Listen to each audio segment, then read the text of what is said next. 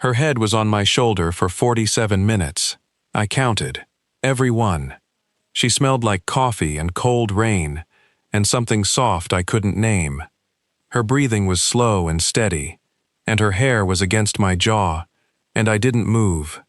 I didn't adjust my arm. I didn't cough. I sat on that 5:48 a.m. train into Chicago like a man defusing a bomb, perfectly still, barely breathing, because a stranger had fallen asleep on me, and it was the first time another human being had touched me in 14 months. When the train slowed for her stop, she sat up, blinked, looked at me like she was remembering where she was. "Oh God," she said. "I'm so sorry. I didn't mean to." "It's fine," I said. "Don't worry about it." She gathered her bag. She stood. She started down the aisle. Then she stopped, turned back, looked right at me. "I wasn't really sleeping," she said. And she walked off the train before I could say a single word. I sat there with her warmth still on my shoulder, my heart going like I'd sprinted a mile, watching her disappear into the crowd on the platform. And I thought for the first time in 14 months, I want to see her again. That's how it started, 7 mornings on the 5:48, and by the last one, I understood that nothing about any of it had ever been an accident. Let me back up. My name's Cole Sullivan. I'm 33. I'm a night shift ER nurse at a hospital in downtown Chicago. I work from 7 p.m. to 5 a.m., and then I ride the early train home to the suburbs, and I sleep during the day in a house that's too quiet, and I get up and do it again. The reason the house is too quiet is that my wife died. Her name was Abby. She was a nurse too. That's how we met. Same hospital, same floor. She got diagnosed 14 months ago. Pancreatic. Fast. She was gone in 11 weeks. I'm going to say this once and then I'm going to move on. Because this story isn't about the dying. It's about what came after. After Abby, I stopped sleeping at home. I'd get off the train, walk in the front door, and the silence would hit me like walking into a wall. So I'd lie there for an hour, maybe 2, and then I'd get up and go back to the hospital early and work. I picked up every extra shift they'd give me. I worked until my hands shook from coffee, and my eyes burned, and I couldn't feel anything except the next patient, the next chart, the next thing that needed doing. The train was the only place I rested. Something about the motion, the noise, the fact that I was surrounded by strangers, and none of them knew me, and none of them were going to say, "How are you holding up, Cole," with that head tilt people do. I rode the 5:48 every morning, same car, same seat, window side, 3rd row from the back. I'd close my eyes and let the rocking take me, and sometimes I'd get 20 minutes of something close to sleep, and it was the only peace I had. Before I tell you who she actually was, and why those 7 mornings on a commuter train turned into the rest of my life, if you believe the right person can sit down next to you on the worst year of your life and change the whole direction of it, tap subscribe. This channel is full of stories exactly like this one. All right, back to the train. Morning 2, she got on at the same stop, same time. 5:48, 3rd car. I noticed her immediately because my body remembered her before my brain did. My shoulder got warm. She sat 3 rows ahead of me, didn't look back. Dark hair in a braid, navy coat, a tote bag with a book sticking out of it. She read the whole ride. I told myself I was relieved she didn't sit next to me again. I was lying. Morning 3, 1 row ahead, still didn't look back, still reading. But when the train hit the curve by the river, the one that always lurches, her hand went to the seat beside her, the empty seat beside her, like she was steadying something. Or someone. She got off at the same stop. This time, on the platform, she glanced back at the train. At my window. I know she did, because I was watching, and she caught me, and we both looked away at the exact same second. Morning 4, same row as me, other side of the aisle. She had her book open, but she wasn't reading. I could tell because she hadn't turned a page in 20 minutes. I was counting, because apparently counting things this woman does is my whole personality now. The train lurched again. Her book slipped off her lap. I reached across the aisle and caught it before it hit the floor. She looked at me. I looked at her. "Nice reflexes," she said. "I'm an ER nurse," I said. "I catch things." She almost smiled. "What's the weirdest thing you've ever caught?" "A man's dentures, mid-air, during a seizure." She laughed. "A real one, out loud, the kind that turns heads in a quiet train car." "I'm Hannah," she said. "Coal, coal." She said it like she was tasting it. "You ride this train every morning." "So do you." "I've only been on it a couple weeks," she said. "You've been on it longer. I can tell. You've got a seat. People who have a seat have been riding a long time." Smart. Observant. I liked her immediately, and I hated that I liked her, because I was 14 months out from burying my wife, and liking someone felt like treason. "Where are you headed every morning?" I asked. "Keeping it safe." Something flickered across her face. "The city. That narrows it down. It's supposed to." She smiled. But the smile didn't reach all the way. She got off at her stop. Same stop. Every morning. The same stop. Morning 5. She sat next to me. No preamble. No asking. Just sat down, set her bag between her feet, opened her book, and existed beside me like she'd been doing it for years. We didn't talk for the first 20 minutes, and it was good. It was the kind of quiet I hadn't felt since Abby, the kind where two people are comfortable enough to let silence sit between them without filling it. Then she said, without looking up from her book, "You don't sleep at home, do you?" I turned. "What?" "You sleep on the train. I've watched you. You get on looking like you haven't slept in a week, and by the time we hit the river, your eyes are closed and your hands relax, and you actually rest." She still wasn't looking at me. "You don't do that at home. Something about home won't let you." My throat closed. "You don't have to tell me what it is," she said. "I just wanted you to know that somebody noticed." I didn't tell her. Not that morning. But something cracked. Some wall I'd built out of shifts and coffee and not feeling. She'd put a hairline fracture in it, with one observation, and I could feel the whole thing starting to give. Morning 6. She told me about herself, or she told me some of it. I know now she was being careful about what she gave me and what she held back. Hannah Reed, 31. She was an illustrator, children's books, freelance, worked from home most days. She'd grown up downstate, Springfield, moved to the suburbs a year ago. She lived alone. "Why the early train?" I asked. "Every morning, 5:48. That's brutal for someone who works from home." She turned a page. "I'm visiting someone." "Every day?" "Every day." "That's a lot of visiting." "It's a lot of someone," she said quietly. I didn't push. She didn't offer. We rode in silence the rest of the way, and when she got off, she touched my arm, just briefly, 2 fingers on my sleeve, and said, "See you tomorrow, Cole." 2 fingers on my sleeve. I felt it for the rest of the day. That night, during my shift, I did something I'm not proud of. I looked her up. Hannah Reed, illustrator. She had a website, children's books, beautiful work, watercolors, the kind of soft, careful art that makes you slow down.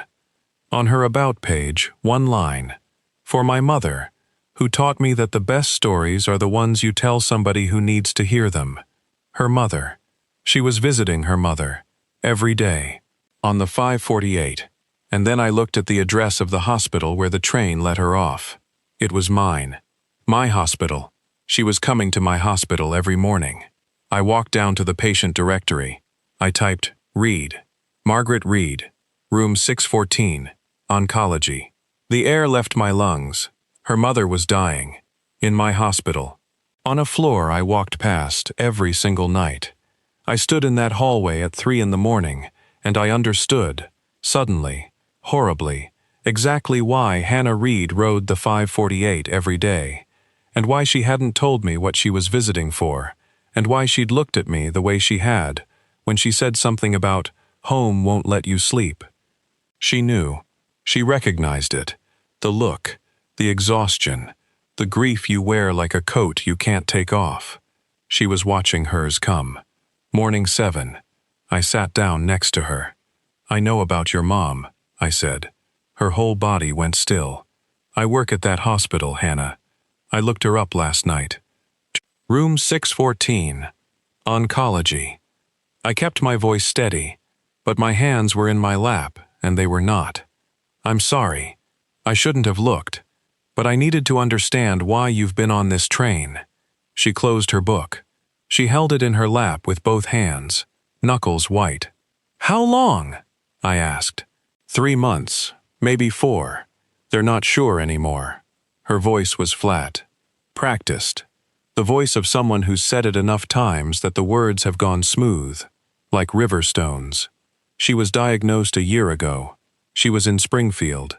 I moved up here to be close to the hospital. I ride this train every single morning to sit with her from 6 to noon, and then I go home and I draw pictures for books about talking animals and I pretend I'm not losing the only person who ever. She stopped, started again. She's all I've got, Cole. I know what that is, I said. I know you do. She looked at me. I know you do. That's why I sat next to you. And here's where the whole thing turns over. Here's the twist I didn't see coming. Not the mother. Not the hospital. Something else. I have to tell you something, she said. And you might be angry. People keep telling me I'm going to be angry, I said. I never am. Your wife, Hannah said. Abby. The train noise disappeared. My mother's been in oncology for a year, Hannah said. She had a lot of nurses. Most of them were fine. Professional. Kind enough. But there was one. Her voice thickened. There was one who sat with her at night when she couldn't sleep, who brought her tea, who talked to her about anything. Books, old movies, her garden back home. This nurse treated my mother like a person instead of a room number, and Mom talked about her every single day. The kind one. The one who lost her husband. Hannah's eyes filled. Her name was Abby. I couldn't move. Abby was my mother's nurse, Hannah said, for 3 months. Before she got sick herself. Hannah wiped her face. Mom cried when she heard. She told me, that woman had a husband. A good man. She talked about him all the time. She said he was the kindest, quietest man she ever knew, and she was worried about what would happen to him after. Mom said Abby made her promise that if she ever got the chance. Hannah's voice broke. She said, look after him. He's going to try to disappear. The train rocked. The city was coming up through the window. I couldn't see it. I didn't plan any of this, Hannah said. I didn't come looking for you, but Mom told me his name, Cole, night shift ER, and one morning I got on this train, and there you were. 3rd row, window seat, not sleeping. And I thought, that's him. That's the one Abby worried about. She was crying now, not hiding it. And I told myself I'd just look. I'd just make sure you were okay. I wouldn't sit next to you. I wouldn't talk to you. I'd just check. For Abby. For Mom. She looked at me. And then I sat next to you. And you caught my book. And you were exactly what she said you were. And I couldn't stop. Morning 1, I said. My voice sounded like it belonged to someone else. You fell asleep on my shoulder. I wasn't sleeping, she said. I told you that. I wasn't sleeping, Cole. I was leaning on you. On purpose. Because I'd spent 3 weeks watching a man disappear into a window seat, and I needed to know if you were still warm, if there was still a person in there. She pressed her hands together, and there was. You didn't move for 47 minutes. You let a total stranger rest on you, and you didn't flinch, and I thought, Abby was right. He's still in there. He's just been alone too long. I sat on that train and I cried. For the first time in 14 months. Not the kind you hide. The kind that comes up from somewhere deep and old and doesn't ask permission. I put my face in my hands and I broke, right there in the third row of the 548. And Hannah didn't say a word. She put her hand on my back. She left it there. She didn't try to make it smaller. When I could talk, I said the only thing I had. She sent you. She didn't send me, Hannah said. She asked someone to look after you. I just happened to be the one who could. That's the same thing. Maybe, she said. But I didn't fall for you because Abby asked my mother to watch out for you. I fell for you because you caught a book before it hit the floor and told me about a man's dentures during a seizure, and you sat perfectly still for 47 minutes so a stranger could rest. She looked at me with those dark eyes, red-rimmed and steady. Abby got me on the train. You're the one who made me stay. I want to tell you I handled that morning perfectly. I didn't. I went home. I closed the curtains. I sat in the dark, and I felt the walls close in. And every instinct in my body, the same instinct that had kept me moving for 14 months, told me to pick up a shift. Fill the hours. Don't sit in this. Don't feel this. Run. I almost called the hospital. I had the phone in my hand, but I heard Abby's voice, the way I used to hear it on the bad nights. Not the sick Abby, the real one, the one who'd lean against the nurse's station and say things that sounded like jokes and landed like wisdom. Cole, you can't outwork grief. You can only outwork yourself. And then grief's still there, and you're just tired. I put the phone down. I stayed in the chair. I didn't sleep, but I stayed. The next morning, I got on the 548. Same car, same seat. Hannah was already there. She didn't say anything about yesterday. She opened her bag and pulled out 2 coffees, one black, one with cream, and held the black one out to me. How'd you know I take it black? I said. You're a night shift ER nurse, she said. Nobody who works those hours puts cream in anything. I took the coffee. We rode in silence, and somewhere past the river, her hand found mine on the armrest between us, and she held it, loosely, carefully, like she was asking permission with the weight of her fingers. I didn't pull away. We never talked about it after, but from that morning on, the armrest belonged to both of us. The first time we did something outside the train was an accident, or she said it was. I believe roughly nothing Hannah Reed has ever called an accident. She was waiting on the platform one Saturday morning. A weekend, no shift for me, no visiting hours yet for her. And she was carrying a sketch pad and a bag of pastries from the bakery on Main Street. And when she saw me, she said, "Oh, you're here. I was going to draw the river from the bridge. You can come if you want. I have extra croissants." Is that a date? It's a croissant, Cole. Don't overthink it. So we walked to the bridge. She sat cross-legged on the railing. Terrifying. I said so. She ignored me. And she drew, and I sat below her on the bench and ate a croissant that was still warm and watched the river go. After a while, she said, not looking up from her sketch pad, "Can I draw you? I don't think I'm very interesting to draw." "You're wrong about that." She flipped a page. "You've got nurse hands. They're always moving. Even when you're still, your fingers are doing something. Checking, adjusting, reaching. It's like they don't know how to stop working." Abby used to say that. First time I'd said her name out loud to Hannah. First time it didn't feel like swallowing glass. Hannah's pencil paused for one beat, then kept going. "Tell me about her hands," Hannah said. And I did. On a bridge, on a Saturday, over a croissant.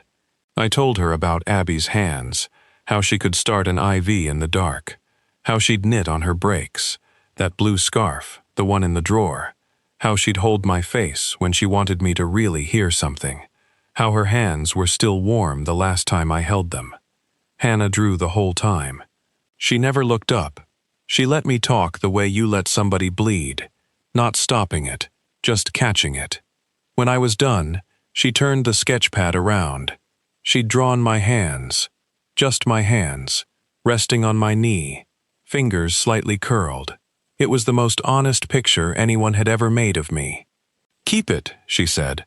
"I still have it. It's on the wall above my nightstand."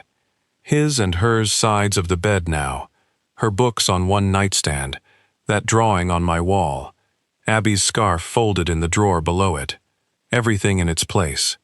I started visiting room 614, not during my shifts, after them.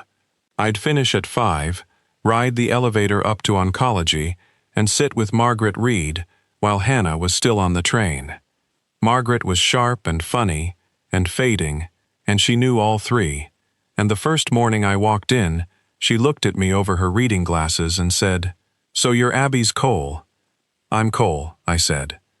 "Sit down," she said. "She talked about you constantly, you know. Your wife. She said you'd never ask for help and you'd try to work yourself to death, and somebody needed to watch out for you." She adjusted her glasses.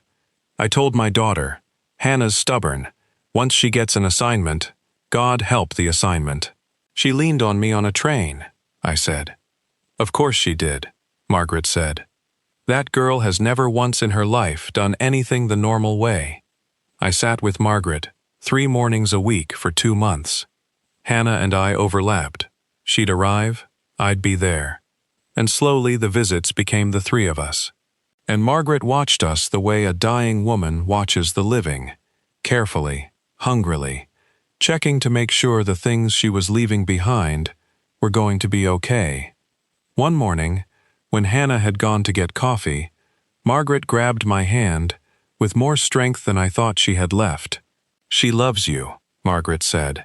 "She hasn't said it yet because she's terrified of losing someone she loves in the same building where she's already losing me, and she thinks if she says it out loud, it becomes real enough to take away." She squeezed. "Don't wait for her to say it. She won't. She's too scared. You say it first. You're the brave one. Abby said so. Abby said a lot of things, apparently. Abby said exactly the right things," Margaret said. "To exactly the right person." She was quiet a moment. Then, "Can I tell you what she actually said? The exact words. Because I wrote them down. I knew they'd matter someday." She reached under her pillow. She kept things there, Margaret, like a kid hiding treasures. And she pulled out a folded piece of paper, hospital stationery, and she read in a voice that was half hers and half someone else's. "He's going to be so alone when I'm gone, Margaret.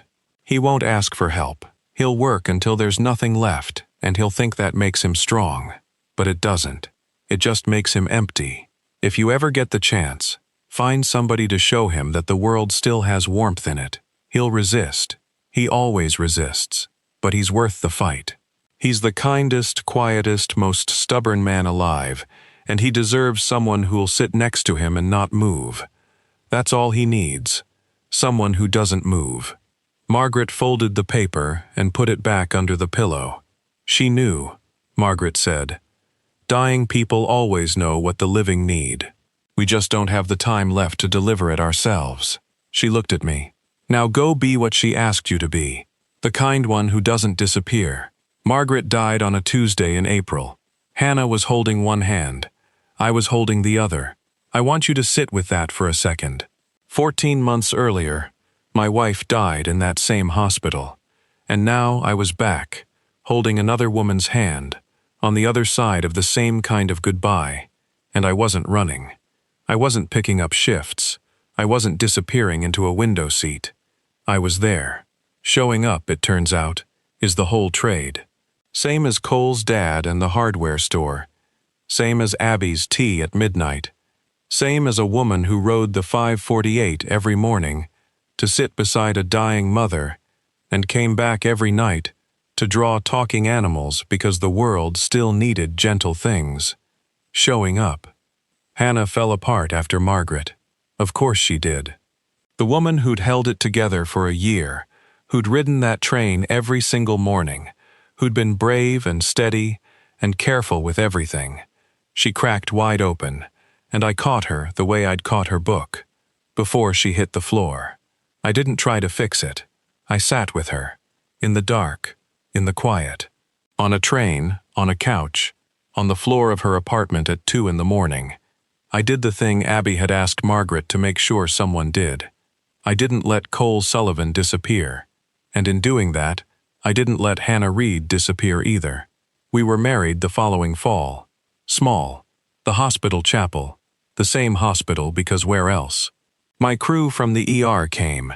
Hannah's publisher came.